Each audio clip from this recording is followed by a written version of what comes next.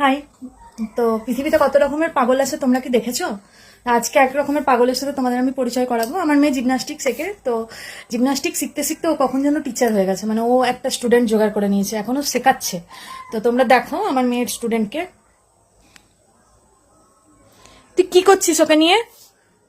ওটা কি করছিস? জিমনাস্টিক করাচ্ছি, এটা কি করছিস? স্ট্রেচিং করছি।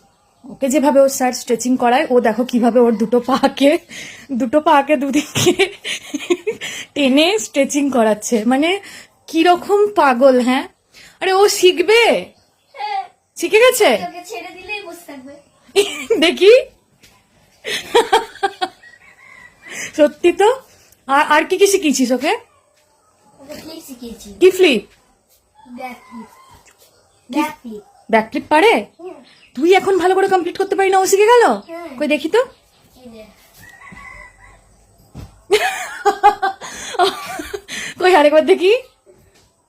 ওটা তো তুই তো ধরে উল্টে দিচ্ছিস ওকে। ওটা ব্যাক ফ্লিপ? হে ভগবান, এই মেয়েকে নিয়ে আমি কি করি। আর কদিন পর পরীক্ষা? হ্যাঁ, কদিন পর পরীক্ষা? 3 তারিখ থেকে। চলো পড়তে বসো। ওকে ছেড়ে দাও, এখন অনেক করালে, ওকে 2 ঘন্টা প্র্যাকটিস করানো হলো সকালবেলা থেকে, এবার ওকে ছেড়ে দাও।